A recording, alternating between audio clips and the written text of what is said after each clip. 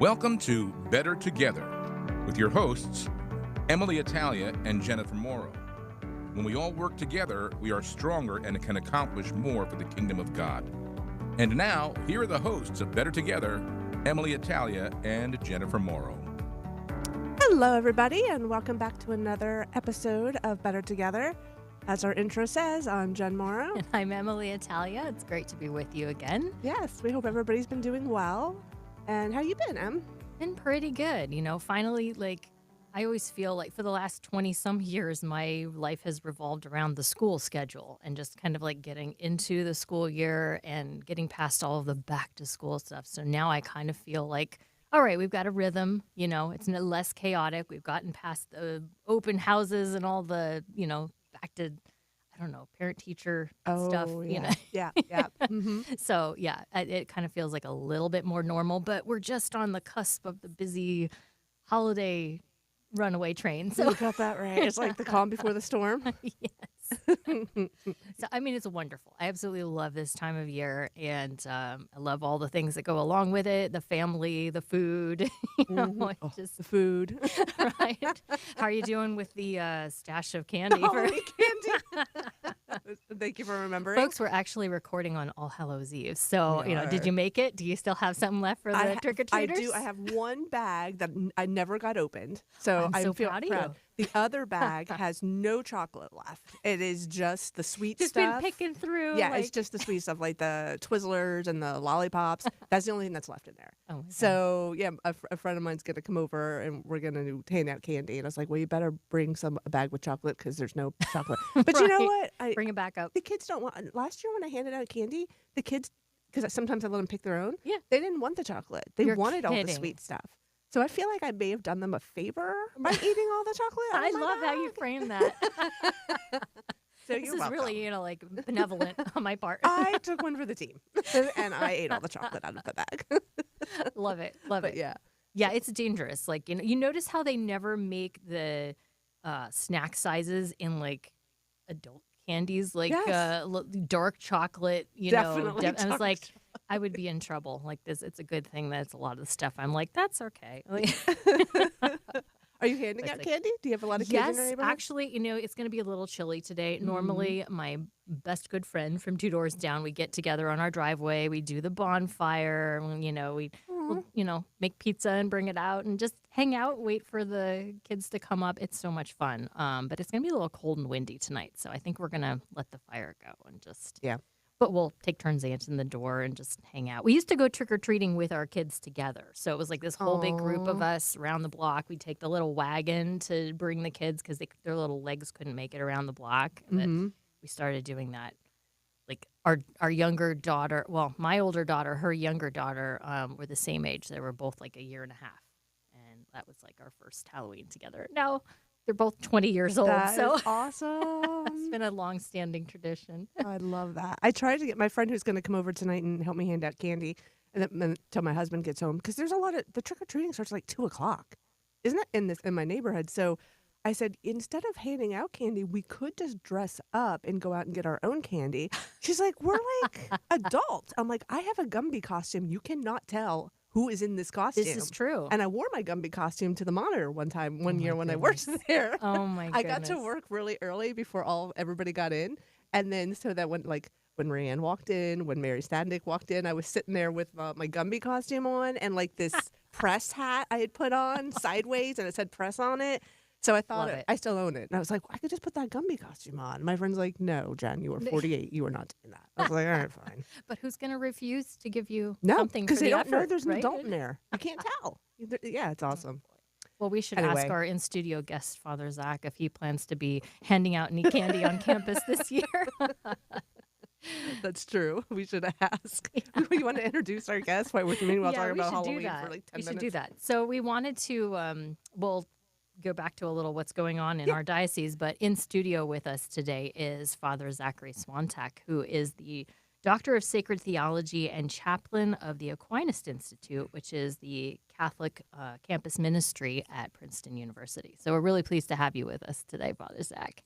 Thank you. It's great to be with you. Yeah, this is wonderful. Yeah, So we're I going to think- have a whole episode today talking about Catholic Campus Ministry, young people, faith on campus. So I'm excited about this one. Me too, because good things happening in that arena. Right. So, So are there trick-or-treaters on Princeton campus, Walter? Well, there's certainly a lot of candy at the Catholic Center on campus. Okay. And then tomorrow for All Saints Day, we'll have also cupcakes and donuts and after Mass. Nice. oh gosh, I wish I were a campus minister. I know. Old enough for, young enough for campus ministry at this point. Like, I'd be there. Yeah. I love All Saints, All Souls days. I feel like there's, and, not growing up with that, because I didn't grow up Catholic per se. I didn't, become Catholic till later. I feel like it's such a good evangelization. Those are good evangelization days to kind of teach a little bit about our faith. Do you find that as well, like on a college campus? Do people know what All Souls, All Saints are, Father? Yeah, exactly. That many people are not really aware, and one of the great things we get to do is introduce them to the liturgical calendar, but in a way where they really feast with the church and fast with the church, so they get accustomed to these different traditions within the church of ways to celebrate different solemnities and feast days, and a lot of fun with that, with different foods or different customs. Yeah.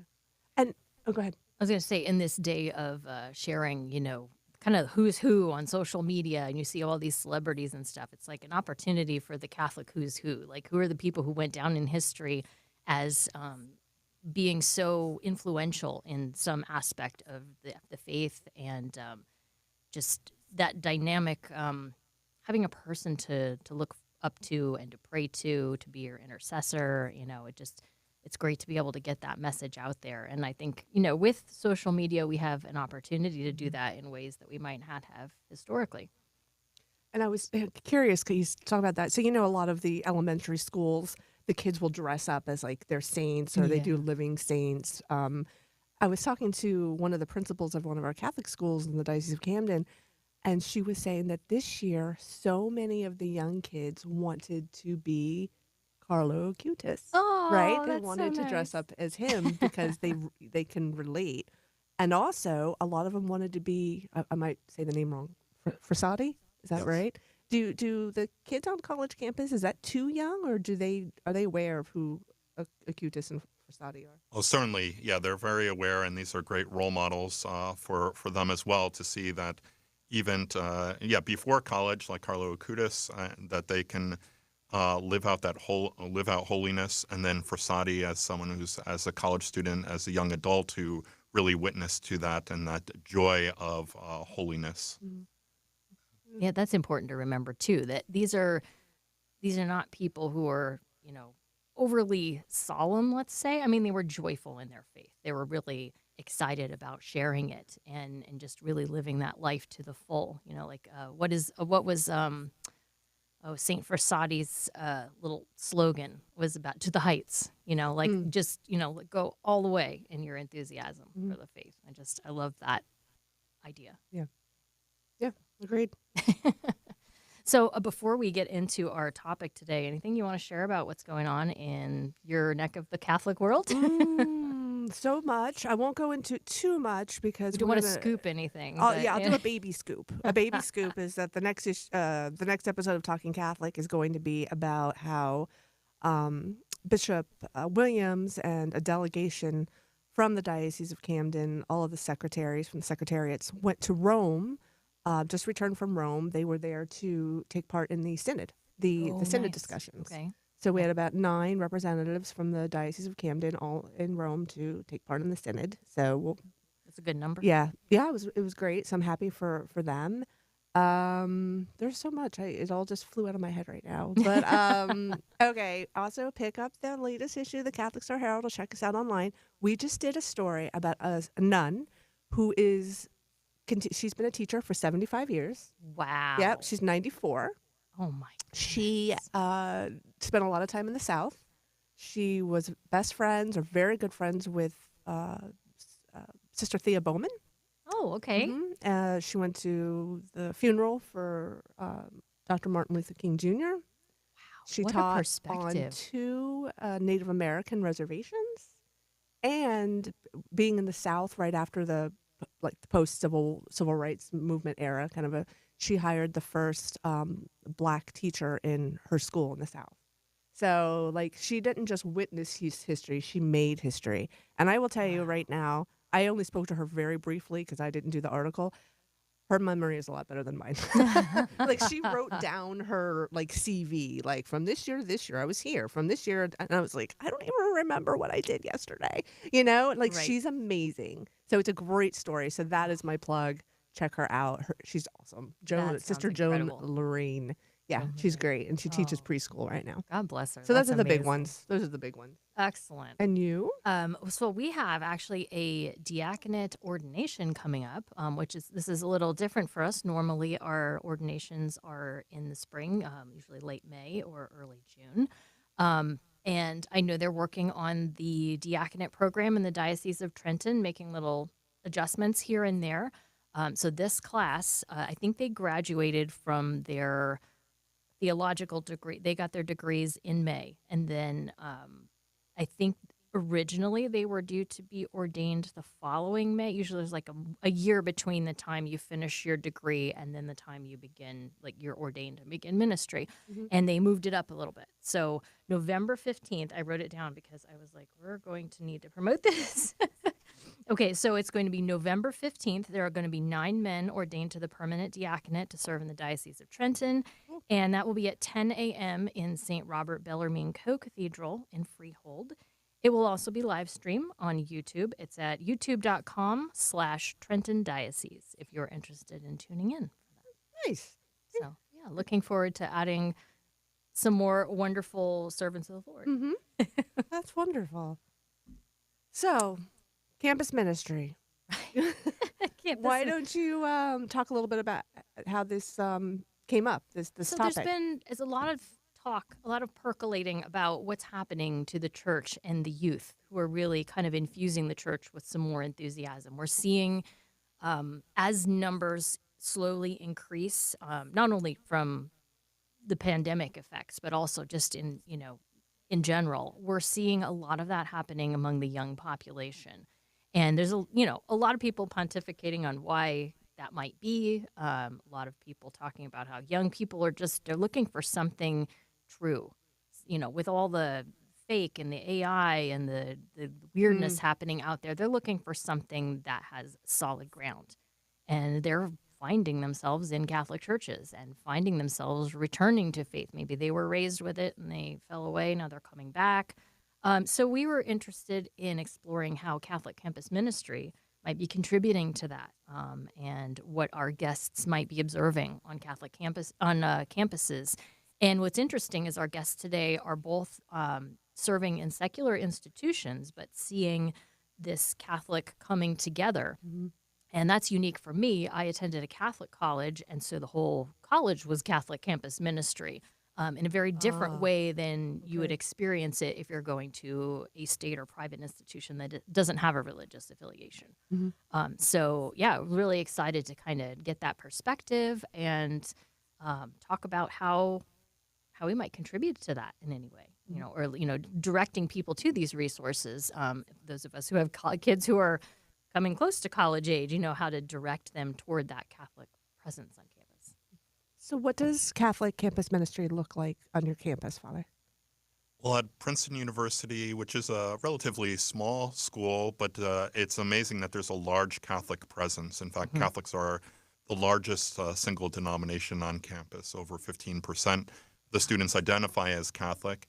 And there it means that when a student goes to Mass or goes to something in the campus ministry, they're not the only weirdo who cares about their faith, which is great. And so that they feel immediately that sense of community and support. And so it's wonderful serving as a full-time chaplain, that there's a lot of support for the students to grow in their faith, and with a campus ministry team where we can offer Mass on campus every day and twice on Sundays, offering confession for them each day, and also adoration of the Eucharist twice a week, as well as having Bible studies, seminars, lectures, service opportunities, and many opportunities for them to grow in the faith. Yeah.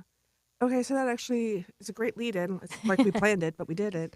To one of my questions. So how does all of those things you just mentioned, which is a lot, Yeah. how does that cultivate like a routine of prayer, like a spiritual discipline in a way, so that not only on campus, but is there a hope that that continues afterward because of, you know, Exactly. That our goal is not just to help them live their faith during their college years, but to help them to develop into lifelong intentional missionary disciples that begins first and foremost, the most important thing is their prayer life, their that kind of intimacy with God where they're living this relationship that can continue after college. And so the first thing is giving them opportunities for that by offering a mass and the sacraments, but also to help teach them how to pray by giving them opportunities both in first and foremost through our Bible studies, where we have student-led Bible studies, where just to note that the tremendous growth that's happening. That 5 years ago when I started, there were 40 students participating in Bible studies on campus. This year we have 40 students leading Bible studies on campus with well over 200 students Oh my. participating. And the idea is that they read the Bible together, they reflect on it, they pray together, and it normalizes prayer. It normalizes praying with Scripture and praying together with friends as well. But then we also have opportunities where they can meet one-on-one with myself or the other staff for formation in the prayer life so that they can put this into, make a habit of this where they have daily prayer, and so that they can have that confidence that wherever they go after college, that they'll continue to be developing that relationship with Christ. so you actually have a staff? It's not just you? Yes, it's a small staff of 4 others who support also with the administrative and the alumni support and fundraising, but as well as helping with the academic programming for the lectures and seminars that we offer, and to help work with all these wonderful student leaders that we have. So this goes beyond just a social setting for students to express their faith, but it's also enriching academically and spiritually, like helping them develop that side alongside of their, educational opportunity for which they're Yeah. enrolled. Yeah, exactly. So that starting with that foundation of prayer and their relationship with God, then it's very important to build up their faith so that they can, they're capable of so much, but often in their faith, they're not getting that education into the theology or spirituality or just a practical sense of how to live their faith. And so we want to give them these opportunities where they can gather together with a group of other students and to learn about different subjects and to ask questions. And then together as a community, it makes it, their faith grows tremendously, like very fast by being together and being able to help each other and ask questions and learn from each other. So I like that we're talking about asking questions. As a journalist, when I speak to a lot of young adults in college, I have been surprised in the last couple years where they are taking a real ownership of their faith by asking questions and finding answers, and also in a very intellectual way. Is that something you see with your students as well? Yeah, absolutely. That, and this is something that I encourage all the time. Jesus says to ask, seek, knock. And so this is so important. We should expect that young people are going to have questions and that they want to, if they're going to take their faith seriously, if it's not just something that was imposed on them, but their parents have given them this great gift, but now they have to make it their own, they should ask these questions, and the questions that are also coming from their peers and from society, so that they're able to answer those questions for themselves and for others.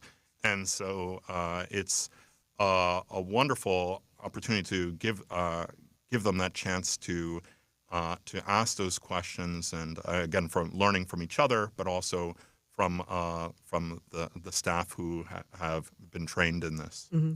And I wonder if I remember as a young person before I went to college and before I had it explained to me, the idea of Catholic campus ministry to me said evangelization, and it was more like, recruitment rather than it being also a way for Catholic students to find a community that supports them and seeks to express the faith together. And then, if out of that is born evangelization, then that's a wonderful side effect. It's like a dual role. But I had seen it primarily as, they're out there passing out leaflets and trying to, recruit more would-be Catholics. And it's not really primarily that. It's by people participating in the ministry, it maybe raises the curiosity of other students. Have you witnessed that on campus? Yes, exactly. And that, first and foremost, from intimacy with God, with prayer, from community with Catholics, the natural outflow of that is evangelization and being a positive influence on campus, that we don't want the campus ministry to be this Catholic ghetto where they're isolated from the rest of the campus or where they feel afraid to engage. We want them, as you mentioned, it is a secular campus, so it's not expecting it to be Catholic. And one of the great opportunities there is the chance to be able to dialogue, to share their faith with people, and to help them see, like Catholics are normal and other, just like us, with the same cares and the same desires and thinking about future and careers and further studies. But they also have something different and something positive to share that's coming from their faith. And so, evangelization is an important aspect, but it's not first about numbers, it's about people, and then helping them develop their faith so that then they can, in a natural way, share it with their friends. I was going to ask how you have observed one example you gave was the student-led Bible studies increasing. Are there some other ways that you have seen kind of I totally lost the word, kind of being reinvigorated in the faith? Have you seen a remarkable difference in that in the last 5 years or so in your time among young people?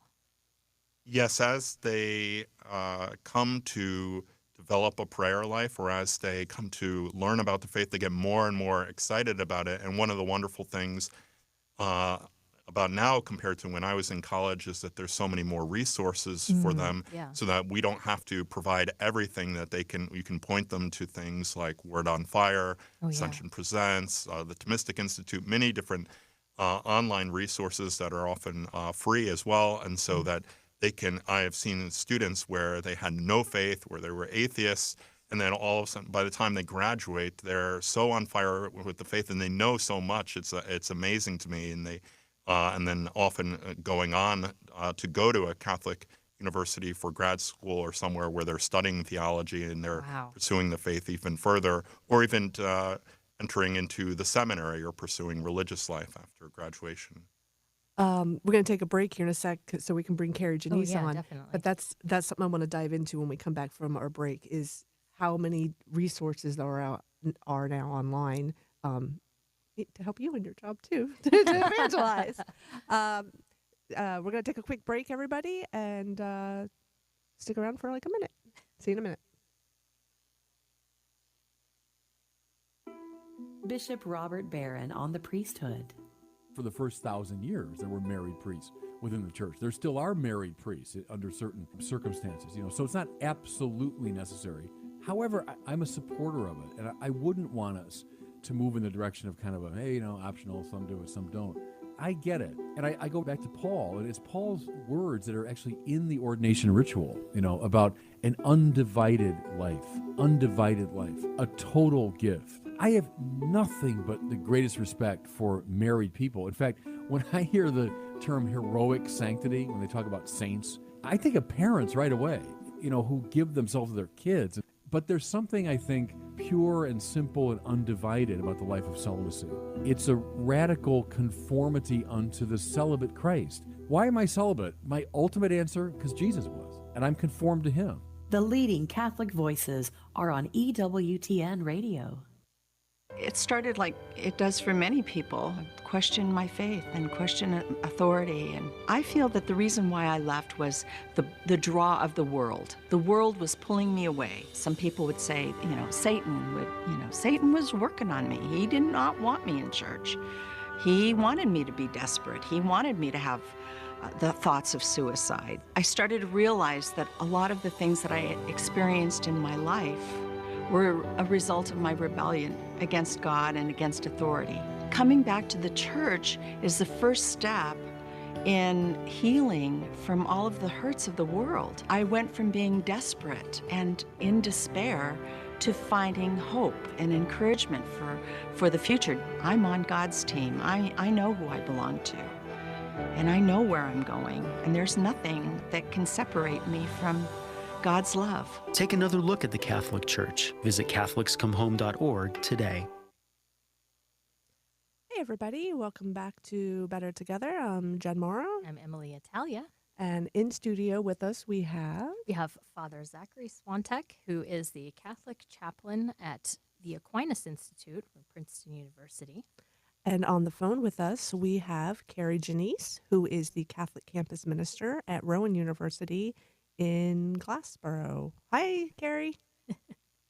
Hi, Jen. Thank you for joining us. We have Father Swantek and my co-host Emily Italia on the line today. Thanks for being on the show. Hi, Father. Hi, Emily. Thanks Nice for to having meet you, me. Carrie. So we are currently talking about the kind of some of the resources that young adults have now. In addition to a Catholic campus minister, we were talking about how curious young adults are, where they ask questions about their faith. They want to know more about their faith. And also, in addition to being able to talk to you or talk to a priest or their friends, now there's Word on Fire, there's Ascension Presents and things like that. Is that, are those resources that you see in your Catholic campus ministry experience that are kids curious? And by kids, I mean young adults. Yes. So I came from youth and young adult ministry at a parish level, whereas I had young adults in my services as that I ministered to in the church. Going to a college setting these last 3 years, that is the biggest thing I see, is they are hungering to learn more, and they're so used to having many, many resources at their fingertips. So you kind of get a couple different types of Catholics coming in. You have the ones that were catechized from birth and know their faith, know it well, and want to live it. You have ones that are just your average lukewarm Catholic, know that they need to go to Mass, but then get to college and they're like, I actually need to learn my faith a little bit more, and I desire to. And then you have ones that are catechized from the internet. And it's like they have great resources that they've tapped into, or sometimes not as great, not as solid, and we kind of have to redirect them a little bit. But they are looking for, just hungering and desiring for more. And I think in that time of college, they're so used to learning, so used to kind of eating up the information, asking questions, going deeper. And we do see that. So Ascension Presents is one that I always direct people to. Word on Fire as well are two of the main resources that if someone is seeking more information, they're not really sure where to turn to, or they haven't found those resources, those are two main ones. And the Hallow app has been a huge, huge resource that I've been redirecting people to as well. Same with you, Father? Do you use the Hallow app? Yes. Yeah. Is that because Mark Wahlberg is on there? I mean, that's always my first comment. Is like, I grew up with Mark Wahlberg, listen to his music, and I pray the rosary with him now. But I would even say this past year, they've just got a great depth to it. Just today, I was listening to the Hallowed Be Thy Day, Hallowed Be Thy Day, little 9-minute clip about the roots of Halloween and the Catholic roots of that and where it came from. And I'm just like, wow, this is so good.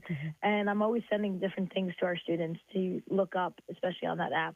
The downside of it is that it is a paid app, paid subscription for most of the great resources. So some of them pay for it, some of them don't. So that's why Ascension Presents and Word on Fire, most of their resources are available on YouTube or on their actual websites that you can go to and point and direct students to. This is Emily.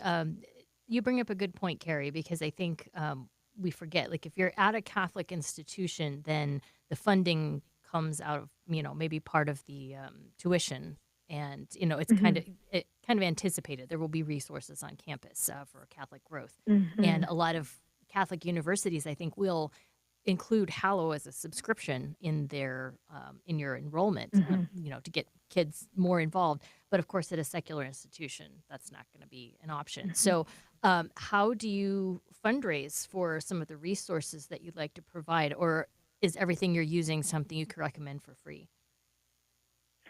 Yeah, so couple comments on that. I would say first, Hallow has done some great promotions in the past that have plugged our students in with like $1 subscription and then a reduced rate. So that has helped. More recently, I think things are changing a little bit with them.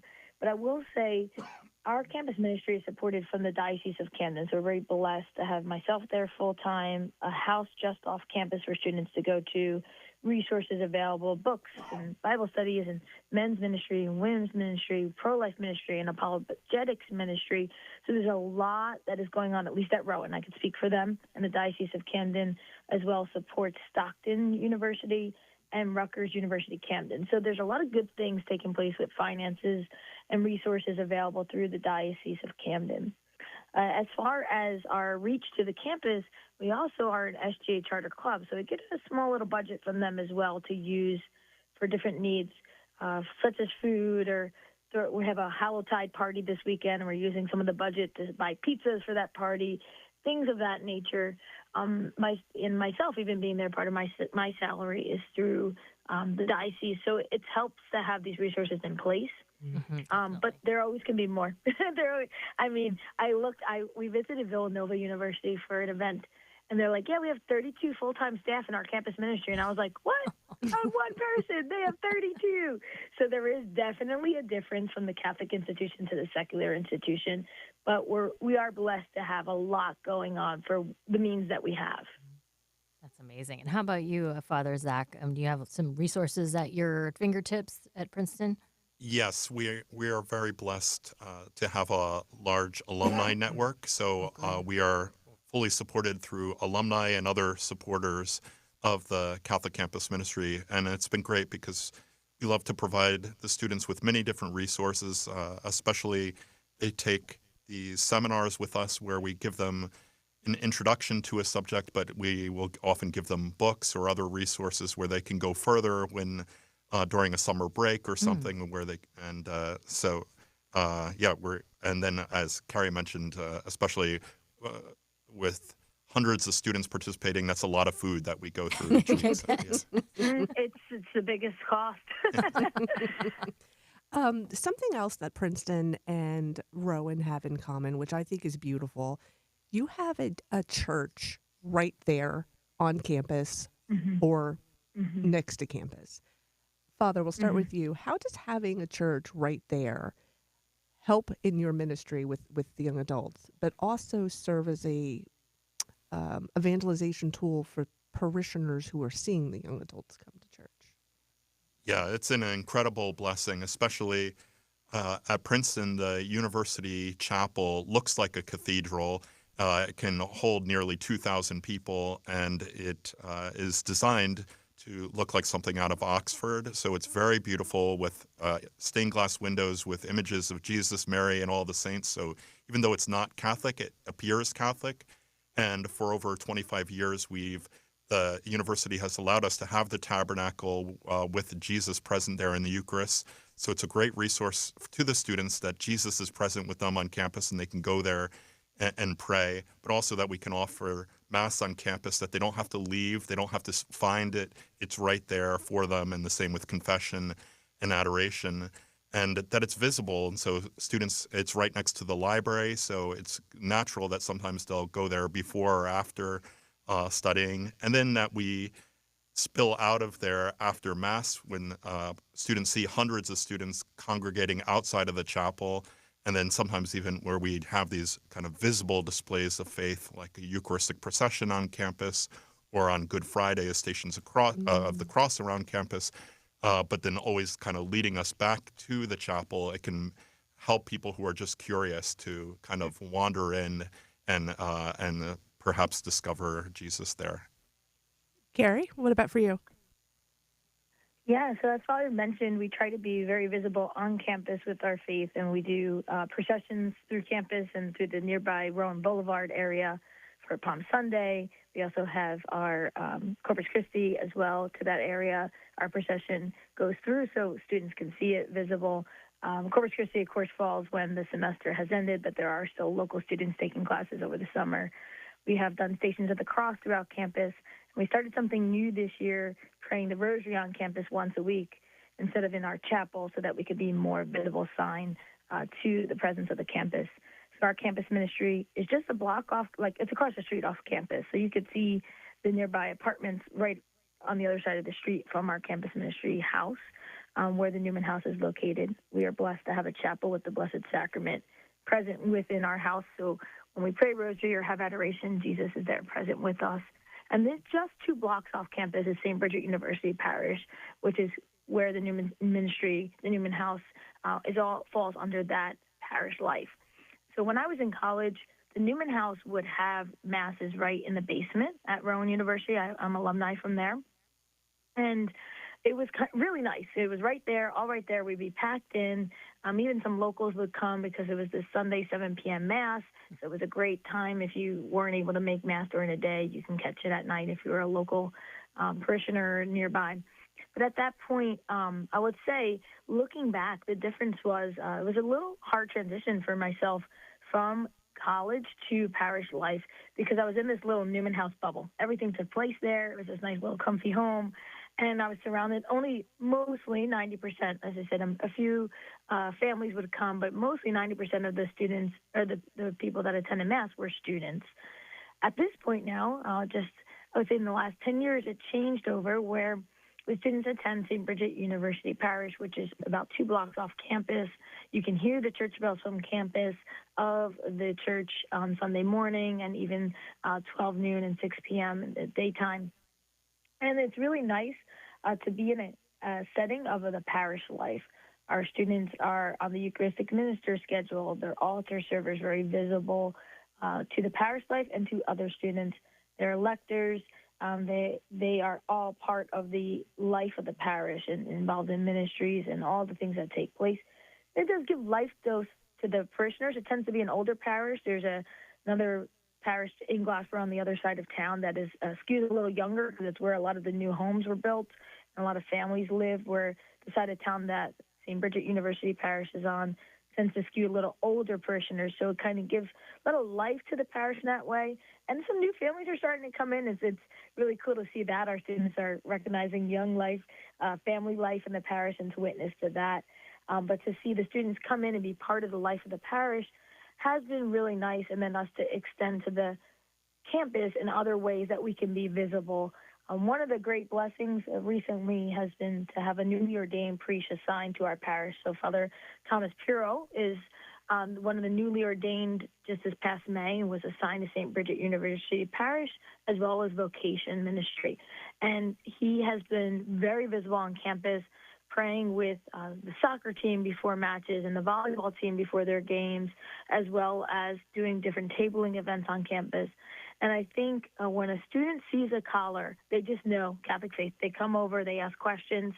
We were there present on a tabling event just last week, and a student was asking Father these deep questions like, well, how do you know God exists? And these deep philosophy questions. And that was really beautiful to witness, to see the conversations that can open up just because they knew Catholic priests are going to ask questions here. So where we are not visible with the church physically right on campus, we do a good job in trying to bridge that gap and direct people to the church. That's cool. Do you get that, Father? Do people come up to you a lot because of the collar?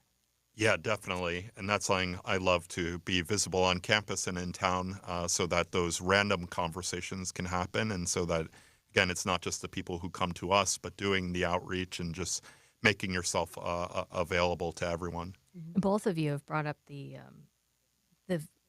physical presence, the visible presence of the Catholic ministry, where it's not held behind closed doors all the time. It's actually a living, breathing part of the campus community. And as a catechist, it's been impressed upon us a lot that the people who are trying to come to their faith, they need an encounter. They need something that is monumental to change their perspective. And a lot of times that means coming in contact with people who practice their faith and practice it joyfully.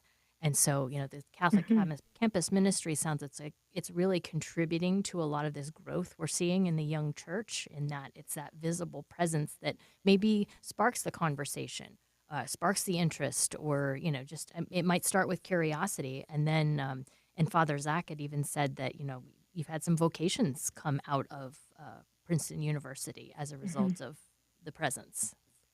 Yeah, exactly. There's been numerous priests and even one bishop so far, and in recent times we've had a priest recently ordained for the Diocese of Trenton who wasn't originally from here, but it was in Princeton that he became Catholic and then decided to stay here.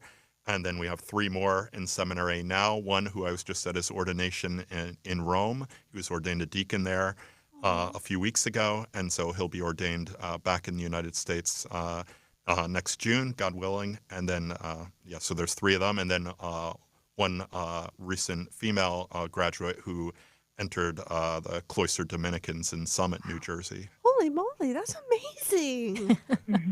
Yeah, it really is to see these kids really thinking about all the opportunities before them, but also thinking about how God is calling them to give of themselves, and whether it's to religious vocation or we try to help all the students see that God is calling them to something. So in the campus ministry center at the Aquinas Institute, we have this whole wall dedicated to prayer for vocations, but it has all of the students who are recent alumni who are engaged, all who have recently gone married, those who are having children and at their baptisms, and then also those who are in the priesthood or religious life, and to pray for those who are in seminary. First off, I might have to steal that idea. Yeah, right? The wall. That's beautiful. Yeah. Go ahead, Carrie. I was going to say, I could speak the same. One of the former campus ministers has made her first profession as a Dominican in Tennessee. Oh, she's Sister Lily Ann. We're very happy for her. She's also was from my home parish and came to the young adult group I used to lead, so I know her very well. There's another sister, Sister Caroline, IHM sister, who is a alumni of the Newman House in Rowan. These are before my time, but I know of them. We currently have 2 seminarians, one in the Diocese of Trenton, who went through OCA and was a convert into Catholicism and is currently studying for the Diocese of Trenton just before my time, but he very much comes back, and I'm very much in touch with him and gotten to know him over the years. He serves masses when he's home on break at St. Bridget University Parish. And we currently have a student who was from my time in the last 2 years. He was a freshman my first year at Rowan and is currently studying for the Diocese of Camden, Dominic DeStefano, who is at St. Andrew's Hall at Seton Hall. So we're really blessed to have current seminarians, and I will say stay tuned. I think there's going to be a few more coming out. We have many who are, I'm sure, in discernment from what I can see and tell and know. And Father Piero is doing a great job from the Office of Vocations to cultivate a life of discernment for some young men and an attraction to the priesthood in a very natural way, which is beautiful to see. And I think even we had Sister Cecilia, who just recently was transferred to Rome, and we have Sister Karen currently, who is a local religious who comes to all of our meetings, and even an attraction to the consecrated life.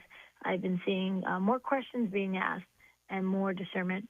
And I could say from the life of married life, myself, I met my husband at the Newman House, and we were married at St. Bridget University Parish, so it's really special to be back there. We have one son who will make his first Holy Communion at St. Bridget University Parish with our former chaplain as a private ceremony. We're really blessed to be able to do that, and it's a special connection to our family.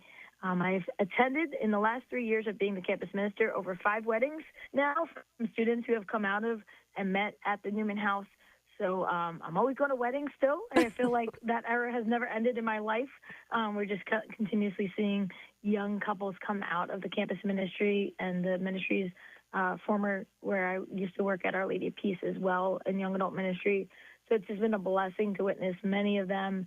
And even the OCA program has been just up and rising in numbers, and we're seeing that all across the world with the Catholic faith. But in the last 3 years, now in the 4th year of teaching OCA, those numbers have been incredible to see young people coming to the faith and converts from other Christian backgrounds, but seeing this is the truth. This is where I want to be, and I know it.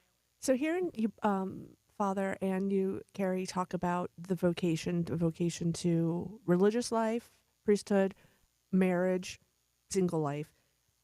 Let me ask, what is some of the, I don't want to use the word challenges, but maybe an uphill battle, or is there on a college campus, any college campus, where there's in today's society, it's kind of a self-invention, right? Like, this is who I want to be. This is what I want versus what God might be calling you to, no matter what the vocation. Is that a struggle that you see on Catholic, on college campuses at all, Father? Yeah, I would say certainly there is that individualism, or that kind of, as they're naturally trying to figure out their direction in life, it can be very self-focused. But more and more, as we help them understand, as the church teaches, that we really discover ourselves through making a sincere gift of ourselves. And so the conversation changes a bit as to how am I being called to give of myself? And that gift is always a response to something, the response to God's love, and the response to the people around them, the needs that they see in the world, and the way that they're called to serve their neighbor. So that's what we try to help them to discover their vocation through bringing their desires into that self-giving. And coupled with that, I say, like, one of the biggest challenges in general with campus ministry, I always say, or quoting from Jesus, is that the harvest is abundant, but the laborers are few. There's every single student, whether they realize it or not, desires the love of Christ, and that's the only way they can really know themselves. And I will always be outnumbered, no matter how many staff we have, we'll always be outnumbered. So that's why we seek to help the students to be able to be the ones who are able to be, as Jeff Cavins calls it, an activated disciple, where they're living that intimacy with God through their prayer life, have communion and community with other Catholics, but then they're evangelizing and sharing their faith through their friendships. And so that they can be activated in that missionary discipleship.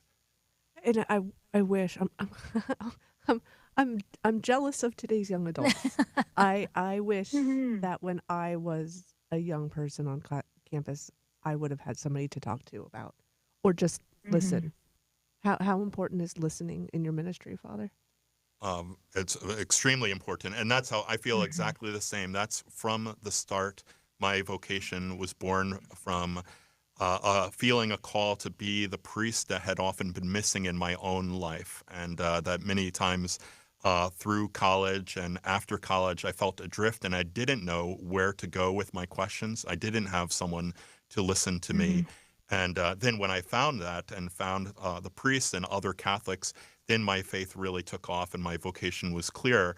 And so I think that's extremely important to be able to make time for that. And that's one of the challenges but that I have to make the most time for, is listening, because we have all of the programming, but there needs to be plenty of time also just to be available to the students, and to make time to meet with them one-on-one. And then now, of course, we're constantly bombarded with text messages, emails, and all the time students asking questions in the middle of the night, whether about a personal crisis or just to help understand some part of Aquinas' Summa and that they don't understand. And you're like, think, wow, really? This is what you're worried about at 2 a.m.? Okay. Yeah, but it's great to see. God. Can you relate, Carrie? Father, are you running on pure coffee and adrenaline? And grace, yeah. Maybe not about the Summa, but about their personal questions. They know I'm not a deep theological thinker. You know, Father has a lot of one-up on me with his degrees. So I always redirect them to Father Rossi and Father Pirro with those deeper theological questions.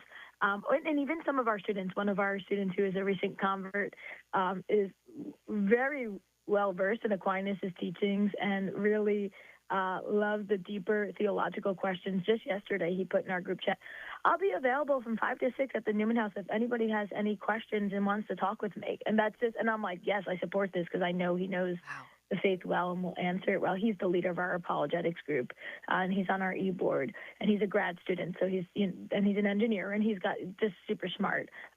Whereas I think what I can offer the students is that listening ear is a lot of motherly, tender advice rooted in the faith, rooted in our moral teachings, and in a natural way share with them, answers to a lot of discernment questions about, should I do this or should I do that, or deeper questions that they know I can point them to the right resources to as well. But I do think that's the biggest struggle for myself is the time, because I am one person that's there full time. I'm doing all the background work, all of the posting and sharing and scheduling and different things that I always call it the background work that has to take place that the students don't necessarily always see, but I have to retreat to my office to get it done during my hours. But then I also like to be present with the students to pray the rosary together, to go to the service opportunities such as Joseph's House in Camden and feeding the homeless, and being there, accompanying them on that journey to have those experiences. And all of that kind of eats up of your 40-hour work week, right, that you have to put in.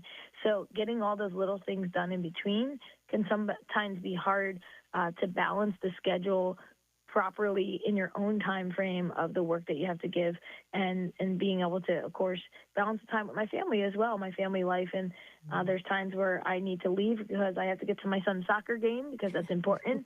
And so I'm relying on our really blessed to have a strong e-board leadership that I can rely on to help run things around the house that I can't maybe always be present for, like asking those questions of the faith to someone like our grad student that's on our e-board. Yeah. Having that support is essential, I think, and because in the moment, if someone has a question, and depending upon where they are in their journey, maybe if they don't get it answered right away, there's a level of frustration and oh, well, I went to so-and-so in the Catholic Church and they didn't respond or they didn't answer my question. So I imagine there's a little bit of pressure there to at least say, I may not have the answer immediately, but, let me get back to you, or check out this resource in the meantime, or here's a peer. I mean, what an amazing thing to have people who are knowledgeable within their peer group who can assist them in their faith journey. Yeah. Well, I feel like we could. We're gonna need another episode. Is what I'm saying. Is we're about out of time. But I have so many more questions that I didn't even write down that are coming out as we talk, like how Father runs on adrenaline, coffee, and grace to answer these questions at 2 in the morning. So coffee and Jesus is what I always say as well, Father. I'm right there with you. Nice. Sure. Well, Carrie, thank you so much for being on the show today, and Father Zach, you as well. Please come back. We're going to invite you back. We're not even going to let you out of the studio, Carrie. I know how to find you and to schedule the next one. So thank you both so much, Sure. and God bless you in your ministry. Absolutely. We appreciate you so much. Thank you. To everybody else, have a great month, and we will catch up with you soon.